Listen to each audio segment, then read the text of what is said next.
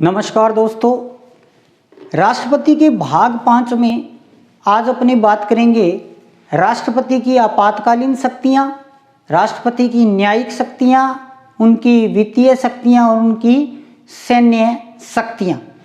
तो देखिएगा, सबसे पहले अपनी बात करते हैं राष्ट्रपति की आपातकालीन शक्तियां।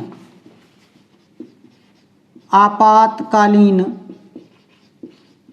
शक्तियां बहुत ही इंपॉर्टेंट टॉपिक।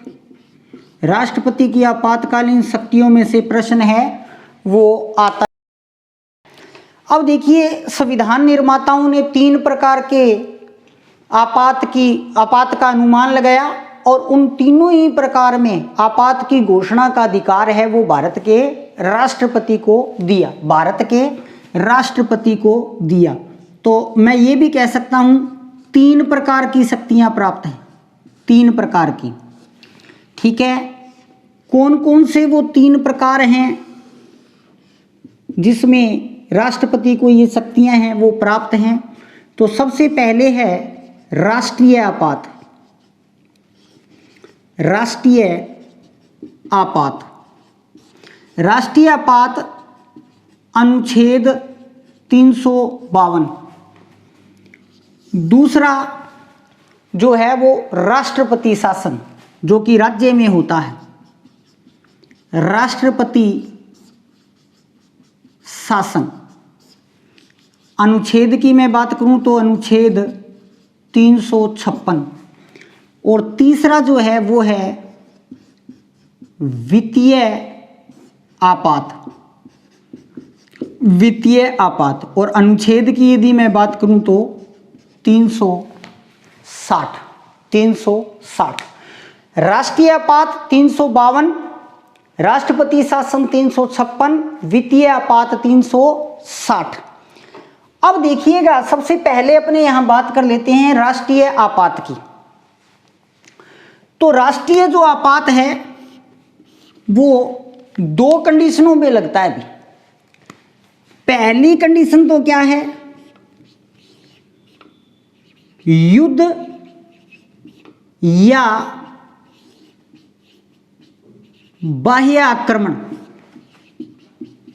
बाह्य आक्रमण, या तो युद्ध प्रारंभ हो जाए या बाह्य आक्रमण का भय हो जाए या बाहरी देश से आक्रमण हो जाए। एक स्थिति तो ये युद्ध की स्थिति या बाह्य आक्रमण की।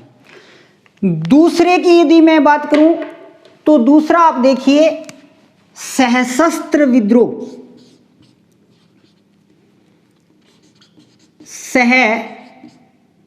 सशस्त्र विद्रोह, सशस्त्र विद्रोह। देश के किसी भी भाग में हथियारों के साथ विद्रोह कर दिया जाए, यानी कि सशस्त्र विद्रोह हो जाए देश के किसी भी भाग में, तो राष्ट्रपति राष्ट्रीय आपात की घोषणा कर सकता है। देखिए, सशस्त्र जो विद्रोह है ना, ये 44वें संविधान संशोधन में जोड़ा गया। 44वें संविधान संशोधन में जोड़ा गया।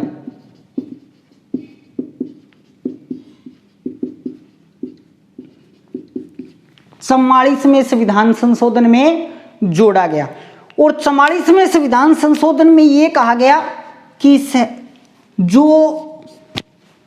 ये राष्ट्रीय आपात की घोषणा है ये मंत्रिमंडल की लिखित अनुशंसा पर, मंत्रिमंडल की लिखित अनुशंसा पर,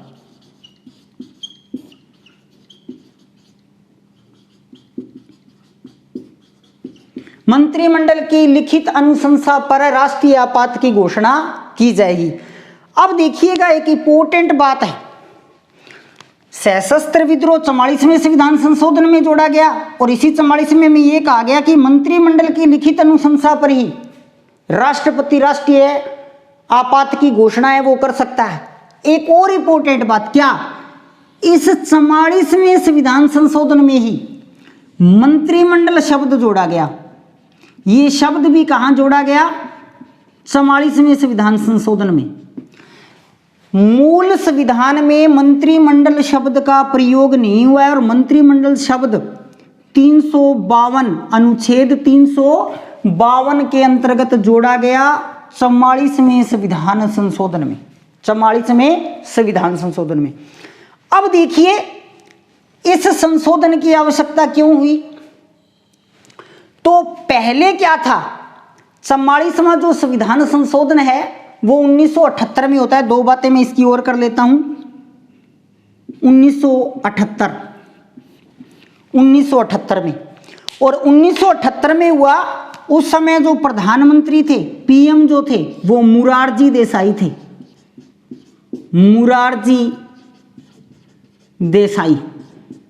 मोरारजी देसाई। तो देखिएगा, आपको ध्यान होगा, यहां अपने 1978 की बात कर रहे हैं, 44वां संविधान संशोधन। तो 1975 तत्कालीन प्रधानमंत्री श्रीमती इंदिरा गांधी ने गृह अशांति के कारण राष्ट्रीय आपात की घोषणा की थी। गृह अशांति के कारण, गृह अशांति के कारण। तो दोस्तों देखिएगा, मूल संविधान में क्या था, युद्ध व बाह्य आक्रमण या गृह अशांति के वक्त राष्ट्रपति राष्ट्रीय आपात लगा सकता है। तो एक नंबर तो वैसे का वैसा रहा, 2 नंबर में परिवर्तन कर दिया गया। इस गृह अशांति को सशस्त्र विद्रोह कर दिया गया 44वें संविधान संशोधन में। और क्या कह दिया गया, मंत्रिमंडल की लिखित अनुशंसा पर राष्ट्रपति राष्ट्रीय आपात की घोषणा करेगा। और मंत्रिमंडल जो शब्द है वो भी 44वें संविधान संशोधन में जोड़ा गया। और भारत में पहली गैर कांग्रेसी सरकार और उसके प्रधानमंत्री मोरारजी देसाई के समय ये संशोधन हुआ था। और इसमें से प्रश्न है वो हमेशा ही आता रहता है। 2019 के फर्स्ट ग्रेड के अंदर भी प्रश्न आया, सीधा सीधा प्रश्न भी सशस्त्र विद्रोह है वो कब जोड़ा गया, 44वें संविधान संशोधन में जोड़ा गया, 44वें संविधान संशोधन में जोड़ा गया। तो देखिएगा यहां पे युद्ध बाह्य आक्रमण, सशस्त्र विद्रोह पर राष्ट्रपति है वो राष्ट्रीय आपात लगा सकता है। पहले पूछे तो पहले गृह शांति था, ठीक है। 44वां संविधान संशोधन में जोड़ा गया, मंत्रिमंडल की लिखित सिफारिश पे राष्ट्रपति लगा सकता है। मंत्रिमंडल शब्द भी 44वें में जोड़ा गया। और ये शब्द, इस शब्द का उल्लेख मात्र एक बार अनुच्छेद 352 में हुआ है। जिस समय ये संशोधन हुआ प्रधानमंत्री मोरारजी देसाई थे। अब देखिए इसके अंदर एक और चीज इंपॉर्टेंट है, राष्ट्रीय आपात तो लगा दिया आपने। राष्ट्रीय आपात जब लग गया, राष्ट्रीय आपात लगने के बाद में संसद इसे 1 माह में मंजूरी देगा, या मैं ऐसे कह सकता हूं संसद से 1 माह में अनुमोदन चाहिए। संसद से 1 माह में अनुमोदन है वो हो जाना चाहिए, संसद से 1 माह में अनुमोदन हो जाना चाहिए।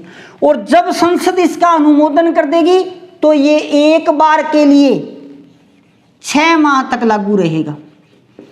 एक बार के लिए ये 6 माह तक लागू रहेगा। यदि इसको आगे बढ़ाना है तो पुनः अनुमोदन की आवश्यकता होगी, पुनः अनुमोदन की आवश्यकता होगी। तो 3 प्रकार के आपातकालीन शक्तियां हैं, राष्ट्रीय आपात, राष्ट्रपति शासन और वित्तीय आपात। पहली की अपने बात कर रहे हैं, युद्ध बाह्य आक्रमण बहुत इंपॉर्टेंट है, इसीलिए तीसरी बार बता रहा हूं। युद्ध व बाह्य आक्रमण, सशस्त्र विद्रोह पर, सशस्त्र विद्रोह से पहले क्या था, गृह शांति। 44वें संशोधन में गृह शांति के स्थान पर सशस्त्र विद्रोह कर दिया गया। मंत्रिमंडल की लिखित सिफारिश पर मंत्रिमंडल शब्द भी इसी संशोधन में जोड़ा गया। जिस समय यह संशोधन हुआ मोरारजी देसाई प्रधानमंत्री थे। इंपॉर्टेंट बात, जब राष्ट्रीय आपात लागू हो गया तो लागू होने के बाद में संसद उसे 1 माह में अनुमोदन करेगी और 1 माह में अनुमोदन के बाद वो 6 माह तक परिवर्तन में रहेगा। और यदि आगे बढ़ाना है तो पुनः अनुमोदन की आवश्यकता। तो यहां पे 1 माह है, यहां पे देखना संसद 2 माह में आएगी। तो ये चीजें ही हैं, यही चीजें आती हैं। तो क्लियर, अब इसके बाद में देखिए, इसी पर मैं थोड़ी सी और बात करता हूं। तो राष्ट्रीय जो आपात है वो आज तक 3 बार लगा, भी 3 बार लगा आज तक राष्ट्रीय आपात। और 3 बार जो राष्ट्रीय आपात लगा है वो कब कब लगा है? सबसे पहले 1962, पहला जो राष्ट्रीय आपात लगा है वो 1962 में लगा है, भारत चीन युद्ध, भारत चीन युद्ध। और इस समय प्रधानमंत्री थे जवाहरलाल नेहरू, इस समय प्रधानमंत्री थे जवाहरलाल नेहरू। दूसरा जो आपात है वो 1971 में लगा है, भारत पाकिस्तान युद्ध, भारत पाकिस्तान युद्ध। और प्रधानमंत्री थी श्रीमती इंदिरा गांधी। और तीसरी बार 1975 में, तीसरी बार 1975 में, और वो था ये ग्रह शांति वाला, जिसको बाद में परिवर्तित कर दिया गया। और यहां भी प्रधानमंत्री इंदिरा गांधी। तो 3 बार राष्ट्रीय आपात लगा, पहली बार जवाहरलाल नेहरू के समय 1962 में भारत चीन युद्ध, फिर भारत पाकिस्तान युद्ध 1971 इंदिरा गांधी के समय राष्ट्रीय आपात की घोषणा हुई। और तीसरी बार 1975 में इंदिरा गांधी ने ग्रह शांति का हवाला देते हुए राष्ट्रीय आपात की घोषणा है वो की। तो इन सारी चीजों का आपने ध्यान रखना है। अब देखिए, इसके बाद में अपने बात करते हैं नंबर 2 की, राष्ट्रपति शासन की, राष्ट्रपति शासन की। देखिए अनुच्छेद 370 में क्या होता है? अनुच्छेद 370 में जब किसी राज्य में संवैधानिक तंत्र विफल हो जाए, जब किसी राज्य में संवैधानिक तंत्र विफल हो जाए तो राष्ट्रपति उस राज्य में राष्ट्रपति शासन है उसको लागू करता है। तो अपने नंबर 2 की बात करेंगे, राष्ट्रपति शासन, राष्ट्रपति शासन अनुच्छेद 356, अनुच्छेद 356। तो यहां पर देखिए, या तो राज्यपाल का प्रतिवेदन मिले, राज्यपाल का प्रतिवेदन प्राप्त हो, या तो राज्यपाल का प्रतिवेदन प्राप्त हो, या दूसरी बात राष्ट्रपति को समाधान हो जाए, राष्ट्रपति को समाधान हो जाए। क्या चीज? कि राज्य का जो शासन है वो संविधान के अनुसार नहीं चल रहा या नहीं चलाया जा रहा, या तो उस राज्य का राज्यपाल राष्ट्रपति को ये लिख कर भेजे कि मेरे इस राज्य का जो शासन है वो संविधान के अनुसार नहीं चल रहा, या राष्ट्रपति को खुद ये महसूस हो, ये समाधान हो कि इस राज्य का शासन है वो संविधान के अनुसार नहीं चल रहा है, संविधान के अनुसार नहीं चल रहा है। यानी कि राज्य में संवैधानिक तंत्र विफल होने पर राष्ट्रपति उस राज्य में राष्ट्रपति शासन लागू कर देता है अनुच्छेद 356 में। तो राज्यपाल के प्रतिवेदन प्राप्त होने पर या राष्ट्रपति को समाधान होने पर राज्य का शासन यदि संविधान के अनुसार नहीं चलता है तो राष्ट्रपति राज्य में राष्ट्रपति शासन की घोषणा करता है। अब देखिए, यहां 2-3 बातें इंपॉर्टेंट है, उनकी अपने बात करेंगे। एक तो जब राष्ट्रपति शासन लागू हो जाएगा, लागू होने के बाद में संसद इसे 2 माह में मंजूरी देगी, संसद इसे 2 माह में अनुमोदन होना आवश्यक है। अनुमोदन, संसद से अनुमोदन कितने माह में? 2 माह में। ये लागू होने के बाद एक बार में, यानी कि पहली बार जब लागू हुआ तो ये पहली बार में 6 माह तक लागू रहेगा, 6 माह तक लागू। राष्ट्रपति शासन किसी राज्य में लागू हो गया, पहली बार में वो 6 माह तक रहेगा। अब इसको आप 6 माह बढ़ाकर अधिकतम आप इसको कितना कर सकते हो? 3 वर्ष कर सकते हो, 3 वर्ष कर सकते हो, अधिकतम 3 वर्ष। तो देखिएगा, राष्ट्रपति शासन अनुच्छेद 356 किसी राज्य में संविधान के अनुसार कार्य नहीं हो रहा है तो राष्ट्रपति वहां पे राष्ट्रपति शासन लगा देता है। राष्ट्रपति शासन जब लग गया, संसद उसे 2 माह में अनुमोदित करेगी। जब संसद ने उसे अनुमोदित कर दिया तो वो 6 माह तक लागू रहेगा। फिर अधिकतम आप इसको कितना बढ़ा सकते हो, 3 वर्ष तक बढ़ा सकते हो। एक और इम्पोर्टेंट बात, जब राज्य में राष्ट्रपति शासन लागू हो जाता है, राष्ट्रपति शासन लागू हो जाता है, तो जो राज्य का राज्यपाल होता है, राज्यपाल होता है, वो क्या करता है, वो वहाँ का प्रशासक है, वो बन जाता है, प्रशासक है वो बन जाता है। अब मैं बात कर लेता हूँ यहाँ पे तीसरी जो शक्ति है उसकी, वित्तीय आपात। वित्तीय आपात, वित्तीय आपात अनुच्छेद 360, वित्तीय आपात अनुच्छेद 360। यदि भारत के किसी भाग में वित्त का अभाव हो जाए, यानी कि धन का यदि अभाव हो जाए, तो राष्ट्रपति इसकी घोषणा कर सकता है। और इसमें आपने एक ही चीज ध्यान रखनी है, ये केवल 2 माह तक प्रवर्तन में रहेगा, या आप कह सकते हो लागू रहेगा। सिर्फ 2 महीने लागू रहता है, सिर्फ 2 महीने लागू रहता। अब देखिएगा, कई बार क्या होता है, इस प्रकार का प्रश्न आता है कि राष्ट्रपति का जो अध्यादेश है या राष्ट्रपति की जो आपातकालीन शक्तियां हैं वो कैसे, किस प्रकार से। तो देखिए, आपके पास मूल रूप से जो ऑप्शन है ना, वो एक तो आएगा 6 सप्ताह, प्रश्न किसी भी प्रकार से आए चाहिए। एक आपके पास ऑप्शन आएगा 6 माह, एक ऑप्शन आएगा आपके पास 1 माह, और एक आपके पास ऑप्शन आएगा 2 माह, 2 माह। अब मैं बात करूं 123 की, 352 की और 356 की और 360 की।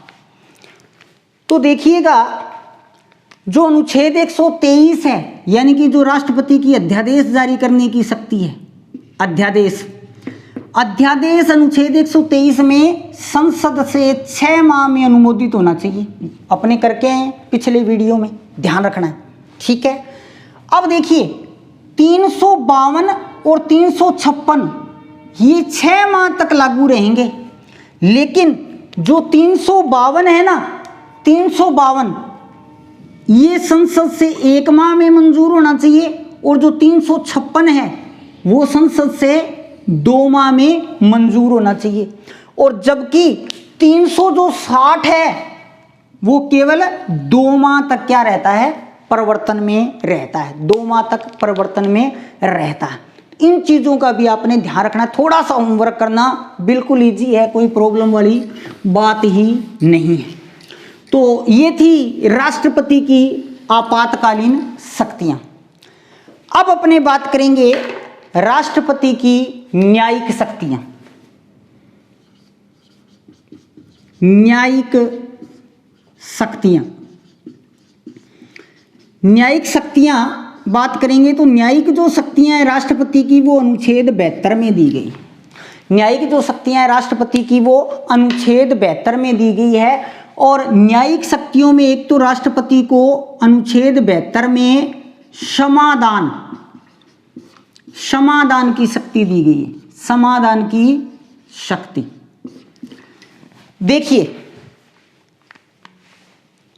कोई भी दोष सिद्ध व्यक्ति जो कानून के अनुसार दोषी है, न्यायालय ने उसको दोषी ठहरा दिया, उस दोष सिद्ध व्यक्ति को राष्ट्रपति क्या कर सकता है, क्षमा कर सकता है, या उसकी जो सजा है उसमें परिहार कर सकता है, विराम कर सकता है, लघुकरण कर सकता है, यानी कि उसको छोटा कर सकता है, कुछ समय के लिए रोक सकता है, या उसको पूर्ण रूप से क्षमा कर सकता है। कहां पे, अनुच्छेद 72 में, ठीक है।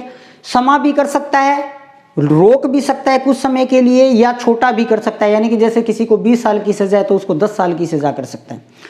2 बातें इंपॉर्टेंट निकल कर आती हैं यहाँ पर न्यायिक शक्तियों में, वो 2 बातें आपने ध्यान रखनी है। देखिएगा, फर्स्ट तो क्या है कि इसका पुनर्विलोकन हो सकता है, पुनर्विलोकन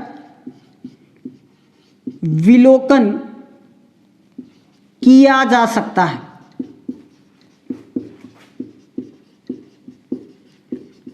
2006 के बाद।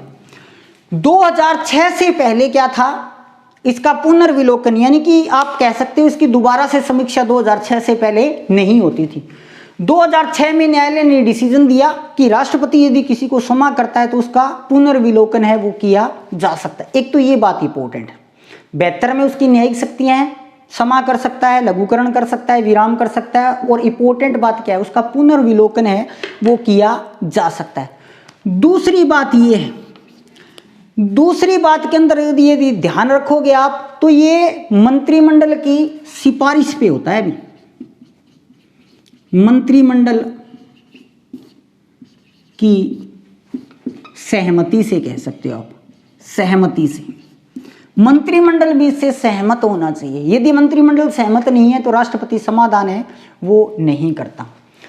इसके अलावा 72 के अलावा यदि मैं राष्ट्रपति की न्यायिक शक्तियों की बात करूं तो देखिए अनुच्छेद आता है 143, अनुच्छेद आता है 143। अनुच्छेद 143 में राष्ट्रपति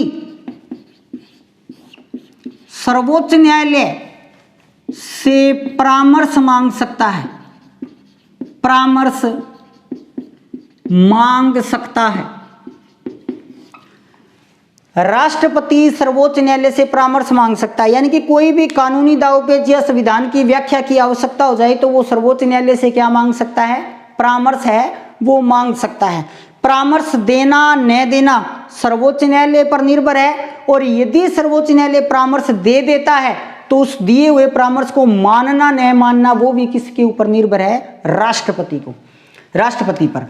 इसके अलावा न्यायिक शक्तियों में एक तीसरी बात और है, नियुक्तियां।